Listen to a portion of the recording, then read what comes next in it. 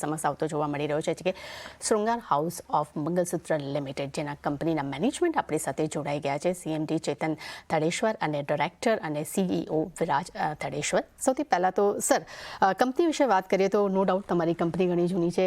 FY 2008-2009માં તમે કંપનીની શરૂઆત કરી છે. ઓવરઓલ આ કંપની તમે જેવી રીતે પહેલાં જણાવ્યું હતું કે 1985માં 81માં કંપનીની શરૂઆત તમે કરી હતી અને ચેતન સર તમને લગભગ 40 વર્ષનો એક્સપિરિયન્સ છે. તો સૌથી પહેલાં તમે તમારા કંપની વિશે જણાવો કે તમારી કંપની માત્ર મંગળસૂત્ર જ બનાવે છે. તો ઓવરઓલ કેવી રીતે તમે તમારા કંપની વિશે તમે થોડીક માહિતી આપો મને. તૃપ્તિબેન, હું તમને એમ કહું કે કંપની એમ તો 1963થી કાર્યરત છે મુંબઈની અંદર, અને મારી આ કંપનીમાં જે એન્ટ્રી થઈ એ 1982માં, અને બધી જ્વેલરી બનાવતા શીખ્યા પછી 84માં જ્યારે મારું પર્સનલ ગોલ્ડ કંટ્રોલ લાઇસન્સ એ ટાઈમમાં આવ્યું હતું, અને મેં ત્યારથી મંગળસૂત્ર એક એવું પ્રોડક્ટ હતું જે બહુ બેઝિક હતું અને એની અંદર કોઈ ડિઝાઇનિંગ જેવો સબ્જેક્ટ નહોતો, રિવાજને આધારિત ચાલતું પ્રોડક્ટ હતું.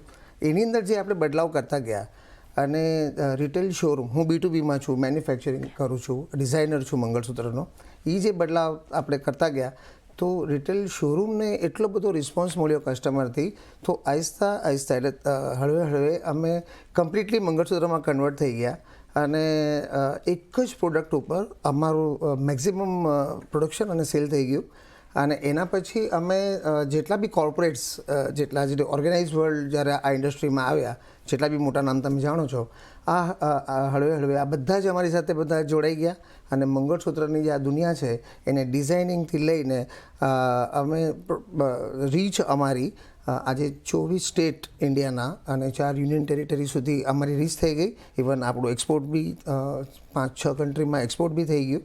અને આ જે જર્નીની અંદર અમને આ લોકોનો એક બહુ સારો પ્રતિસાદ મળ્યો રિટેલ શોરૂમ તરફથી. સર, જેવી રીતે તમે કોર્પોરેટ ક્લાયન્ટની વાત કરી છે તો તમે તેમના નામ અમારી જોડે થોડા ડિસ્કસ કરી લો, અને ઓવરઓલ જે ક્લાયન્ટ્સ જે તમારા છે ત્યાંથી તમને કેવી રીતે તમે રેવન્યુ તમારી જનરેટ થાય છે અને કેવી રીતે તમારું એક્સપાન્શન અહીંયા જોવા મળી રહ્યું છે? એટલે જ્યારે હું ઓર્ગેનાઇઝડ સેક્ટરની વાત કરું, એટલે તમે નામ પૂછો તો હું તમને કહું, જેમ કે તનિષ્ક છે, રિલાયન્સ છે, કે મલાબાર છે, આપણે ઇન્દ્રિયા બિરલા બી હમણાં આપણી ઇન્ડસ્ટ્રીમાં આવી ગયું છે, એટલે કલ્યાણ છે, કે જોયા લુકાસ છે, આવા જેટલા બી મોટા નામ તમે જાણો છો, તેમજ જેટલા બી સિંગલ સ્ટોર્સ જે બહુ 100 વર્ષ જૂની પેઢીઓ ઇન્ડિયાની અંદર એના સિટીમાં કાર્યરત છે, જે બહુ મોટા ગુડવિલથી કામ કરે છે, આ હળવે હળવે આ બધા જોડાઈ ગયા છે. કોર્પોરેટ વર્લ્ડ આજે 35% એમના હાથમાં છે આ બિઝનેસ, અને 65% હજી પણ સિંગલ સ્ટોરના હાથમાં છે આ બિઝનેસ. અને અમે જમ્મુથી કન્યાકુમારી સુધી એક પણ કસ્ટમરને છોડવા નથી માંગતા, અને એની સાથે આગળ વધવા માટે અમારી હંમેશા તૈયારી હોય છે, ને એવી રીતે જ આગળ કામ કરશું. ડેફિનેટલી. પણ સર, મારો નેક્સ્ટ ક્વેશ્ચન તમને એ છે કે અત્યારે આપણે જોઈ રહ્યા છીએ કે ઝેન્ઝીનો અત્યારે જે છે એને એ લોકોને ખાસ કરીને મંગળસૂત્ર કે એ લોકો બહુ ઓછું પસંદ કરે છે. ડેફિનેટલી એ લોકો નાની ચેઇન કે એવું બધું જ પસંદ કરતા હોય છે, આ તો એકદમ ટાઈપ્સની ડિઝાઇન્સ હોય તો તેઓ પસંદ કરે છે. તો આવી જે ડિમાન્ડ્સ જે છે, આવી સિચ્યુએશનમાં જે મોડલ અત્યારે જનરેશન જે વધી રહ્યું છે, તેમાં તમે તમારી ડિમાન્ડ્સને કેવી રીતે જોઈ રહ્યા છો, અને ખાસ કરીને આવનારા સમયમાં તમે આને કેવી રીતે આના પર પ્લાન અને વિચાર કરી રહ્યા છો? પહેલાં તો અમારી એક એવી નેમ હતી કે દરેક સ્ટેટમાં ચાલતી વસ્તુ, લેન્થ વેરિએશનથી લઈને ડિઝાઇન વેરિએશનથી લઈને, ઓફકોર્સ આંકડા હર વર્ષે વધતા જ જાય છે. ઇવન એટલે આ જે અમે એની જે પૂર્તિ કરી સ્ટેટ ટુ સ્ટેટ, કે ભાઈ દરેક સ્ટેટની અંદર એક નવી વેરાયટી ચાલતી હોય, એની કરતાં સૌથી વધારે અમારું ફોકસ હોય છે કે નવું જનરેશન, જેમ તમે કીધું કે મંગળસૂત્ર પહેરે કોણ. આજે ઘણી કમ્યુનિટી એવી હતી જેની અંદર મંગળસૂત્ર પહેરતા જ નહોતા, પણ આજે તમે ફિલ્મો દ્વારા ગણો, સિરિયલ દ્વારા ગણો, કે આજે તમે જેટલા ફિલ્મ સ્ટારના મેરેજ બી થાય છે તો એના મંગળસૂત્રની પણ ચર્ચાઓ હોય છે. હું એનાથી વધારે મોટી એક વાત કરું તમને, કે આજે જે વેસ્ટર્ન કલ્ચર છે, જે આપણા ઇન્ડિયન જેટલા બી બહાર છે, US UK જે અમારું એક્સપોર્ટ છે, આજે ત્યાં પણ અગર એ લોકો લગ્ન કરે છે તો મંગળસૂત્ર સિવાય ત્યાં લગ્ન થતા આજે બી નથી. તો આ જ્યારે આપણે વેરાયટીની વાત કરીએ તો પહેલું અમારું ફોકસ હોય છે કે આજની આજે આપણી જે નવું જનરેશન છે એને આ મંગળસૂત્ર કેવી રીતે ગમે. એટલે જેમ કે હાથના બ્રેસલેટમાં મંગળસૂત્ર, હવે તો વીટીઓમાં પણ મંગળસૂત્ર, એટલે કાળા મોતીની જે વસ્તુ છે, અરે કાળા મોતીની વસ્તુ તો એવી છે કે આજે નાના બચ્ચાને પણ કાળા મોતીના વનગંઠા પહેરાવે છે. તો આ જે પ્રથા છે, આ જે સંસ્કૃતિ છે ભારતની, એ એકચ્યુઅલી ચાલતી આવે છે. ઘણીવાર આ પ્રોડક્ટ આપણે ઘણા ફોકસ નથી કરતા, પણ આનું સેલ વ્યાપક છે. એટલે તો આજે આટલા મોટા કોર્પોરેટ્સ જે લોકો મંગળસૂત્રને એટલી મોટી સંખ્યામાં લે છે અને સામે એટલું વેચાણ છે. Okay sir. વિરાજ સર, તમારી સાથે તમને ક્વેશ્ચન કરવા માંગુ છું. નો ડાઉટ તમારો જે આઈપીઓ આવી રહ્યો છે તે 401 કરોડનો આપણે આઈપીઓ આવી રહ્યો છે, તો જે ફંડ જે છે એ ટોટલ તમારી કંપની પાસે આવવાનું છે ડેફિનેટલી. તો આ કંપનીનો તમે યુટિલાઇઝ તમે કેવી રીતે કરવાના છો? જેવી રીતે આપણું જે મેઇન નેચર ઓફ બિઝનેસ છે, અમારું મેઇન કામ છે, અમે B2B સેગમેન્ટમાં બિલોંગ કરીએ છીએ. અમારું મેઇન કામ છે મેન્યુફેક્ચર કરવાનું અને આગળ રિટેલ શોરૂમ્સ અને કોર્પોરેટ્સને અમારું સપ્લાય કરવાનું. એટલે અમારા માટે બિઝનેસ ગ્રો કરવો એટલે અમારા માટે સૌથી મેઇન ઇમ્પોર્ટન્ટ હોય વર્કિંગ કેપિટલ, કે અમે વધારેમાં વધારે વેરાયટી, સારામાં સારી ડિઝાઇન અને વાસ્ટમાં વાસ્ટ રેન્જ અમારા કસ્ટમરોને કેવી રીતે દેખાડી શકીએ, જેનાથી એમની પૂર્તિ થાય. અને જેવી રીતે તમે હમણાં જસ્ટ કીધું કે હવે જેનઝી ને ન્યૂ જનરેશન આવી રહી છે, તો એના કારણે અમારે ટ્રેડિશનલ મંગળસૂત્ર છે જે હજી પણ ખૂબ વોલ્યુમમાં વેચાઈ રહ્યા છે ટિયર 2, ટિયર 3 સિટીઝમાં. સાથે જ એના સાથે મેટ્રોઝમાં જે રાઇઝિંગ ડિમાન્ડ આવી છે ન્યૂ જનરેશન ડિઝાઇનર મંગળસૂત્રની, એને બી ફૂલફિલ કે એને બી પૂર્તિ કરવા માટે અમારે વાસ્ટ રેન્જમાં મંગળસૂત્ર રાખવા પડે.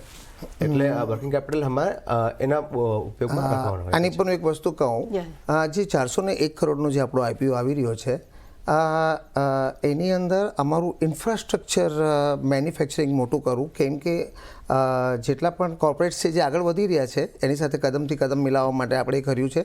એટલે કમ્પ્લીટલી વર્કિંગ કેપિટલમાં જશે. આપણે 280 કરોડ આપણે વર્કિંગ કેપિટલમાં અને બાકીનો જે રેશિયો છે એ આપણે કેપેક્સમાં કે જીસીપીમાં ગણ્યો છે. પણ અત્યારે કમ્પ્લીટલી બધું વર્કિંગ કેપિટલમાં આપણે લેશું, એટલે ઇન ટર્મ્સ ઓફ ગોલ્ડ. અને પછી જેમ જેમ મેન્યુફેક્ચરિંગ આપણું એક્સપાન્ડ થશે ત્યારે આપણે બાકીના જે ફંડ છે એ આપણે એમાં યુટિલાઇઝ કરશું. વિરાજ સર, તમારી સાથે ક્વેશ્ચન કરવું છે, માંગુ છું કે આપણે ઓવરઓલ તમારું જે 99% જે રો મટીરિયલ એ તમારું ગોલ્ડ છે, અને ગોલ્ડના પ્રાઇઝીસ અત્યારે આપણે જોઈ રહ્યા છે ઘણા જ અપસાઇડ પર છે, અત્યારે રેકોર્ડ હાઈ રોજ એક બનાવી રહ્યા છે. તો આવી સિચ્યુએશનમાં તમારે ઓવરઓલ રેવન્યુ પર યા તો તમારા કેપિટલ પર કેટલો એની અસર પડે છે, ને તો એની પર કોઈ નેગેટિવ ઇમ્પેક્ટ પણ પડી શકે છે ખરી? તમે કેવી રીતે અહીંયા જોઈ રહ્યા છો ખાસ કરીને? ડેફિનેટલી જેવી રીતે ઓવર ધ યર્સ બી તમે અગર જોશો તો ગોલ્ડનો રેટ વધતો જ જઈ રહ્યો છે over the years. In fact every year significant તમે જોયો તો 8 થી 10% એવરેજ રાઇસ ગોલ્ડના રેટમાં છે. એટલે એનાથી આપણે બંને રીતે આને જોઈ શકીએ. એક આપણી જનતામાં બધામાં ગોલ્ડમાં એક અલગ કોન્ફિડન્સ એક જનરેટ બી થતો દેખાઈ રહ્યો છે, કે તેજી આવે ત્યારે ડિમાન્ડમાં બી અમે ઘણીવાર જોતા હોઈએ છીએ કે એમાં બી ઇજાફો આવે છે બહુ વાર. તો ડેફિનેટલી ગોલ્ડ રેટ એક પ્લે કરે છે આના અંદર વોલ્યુમ્સ કરવામાં. બટ લોંગ રનમાં હું વિચારું છું કે ગોલ્ડ એક હજી ઓર કોન્ફિડન્સ આપણી ઓડિયન્સમાં બનાવશે અને આગળ ગ્રોથ દેખાડશે. પણ સર, તમે જ્યારે રો મટીરિયલ લો છો ત્યારે ડેફિનેટલી તમે કેશમાં લેતા હશો, તમારો B2B બિઝનેસ છે એટલે ડેફિનેટલી ત્યાં તમારે હોલ્ડ રહેતી હશે તમારી કેપિટલ. તો જ્યાં એક તરફ તમે તમારે એને કારણે કરીને નો ડાઉટ ઓવરઓલ થોડી કેશ ફ્લો તમારી નેગેટિવ જોવા મળી રહી છે, તો તમે તેને કેવી રીતે તમે અહીંયા વિચારી રહ્યા છો અને કેવી રીતે તમે એક્સપાન્ડ કરવાનું? બિલકુલ, આ કેશ ફ્લો B2B પ્લેયરના હંમેશા નેગેટિવ જ હોય, કારણ કે આપણે રિટેલમાં નથી. આપણે જ્યારે મેન્યુફેક્ચરિંગ કરીએ ત્યારે એની અંદર એક રો મટીરિયલ લાગે છે, ઇન્વેન્ટરી પણ રાખવી પડે, અને એઝ અ B2B પ્લેયર અમારે ક્રેડિટ પિરિયડ બી આપવા પડતા હોય. એના માટે હંમેશા કોઈ બી B2B પ્લેયરની આ નેગેટિવની અંદર તમને દેખાશે. Okay sir. અને સર લાસ્ટ ક્વેશ્ચન સર, અત્યારે મેં જસ્ટ રિસર્ચ કર્યું છે કે મહારાષ્ટ્રમાં તમારી જે રેવન્યુ જે છે તે 50% છે, બાકી બીજી અન્ય રાજ્યોમાં ઓવરઓલ મળીને 50% છે. તો મહારાષ્ટ્રમાં ખાસ 50% ગ્રોથ અને અન્ય રાજ્યોમાં ઓછી, તો શું અન્ય રાજ્યો માટે પણ વિસ્તરણ માટે તમારી કોઈ હાલમાં કોઈ એવી યોજના તમે બનાવી રહ્યા છો અહીંયા? હું તમને એમ કહું કે જેટલા બી મોટા પ્લેયર્સ છે એ લોકોની ઓફિસ જ મુંબઈની અંદર છે અને એ લોકોનો શોરૂમ મહારાષ્ટ્રની બહાર છે. એટલે અમારું જે બિલિંગ સાયકલ હોય એ હંમેશા મહારાષ્ટ્રની અંદર હોય, અને એ લોકો આગળથી એ પેન ઇન્ડિયા એના શોરૂમમાં એ લોકો માલને ટ્રાન્સફર કરતા હોય. એટલે ઓલવેઝ બુક્સની અંદર મહારાષ્ટ્રનું સેલ હંમેશા વધારે દેખાય. બાકી એન્ટાયર રીતે છવાયેલું છે. આજે આપણી ઓફિસ મુંબઈમાં છે, મેન્યુફેક્ચરિંગ યુનિટ મુંબઈમાં છે, અને એની સાથે આપણે દિલ્હીની અંદર પણ આપણી ઓફિસ છે જે નોર્થના 5 સ્ટેટ કવર કરે છે. પણ સૌથી વધારે જે ભારતનું જે મુંબઈ છે એ જે શહેર એવું છે કે જેની અંદર દરેક મોટી કંપનીની ઓફિસો અહીંયા જ છે, અને એના કારણે અમારું બિલિંગ અહીંયાથી વધારે થાય છે.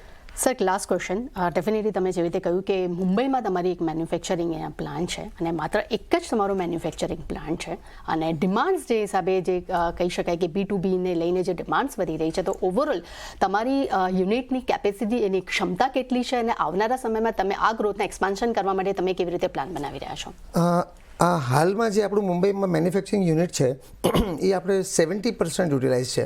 એટલે આપણી પાસે હજી બી એ બી સિંગલ શિફ્ટની અંદર અને હજી બી એ મોટી જગ્યા છે, 30% જેટલી વધવાની જગ્યા છે. અને એના પછી મેં તમને જેમ કીધું કે આપણા IPO દ્વારા મેન્યુફેક્ચરિંગ યુનિટને આપણે આનાથી એનલાર્જ બી કરી શકશું અને એનાથી આપણે ટેકનોલોજીના માધ્યમથી અને વધારેમાં વધારે સારું પ્રોડક્ટ બનાવીને રીચ કરી શકશું આપણે. Thank you so much sir અમારી સાથે જોડાવા બદલ. Thank you.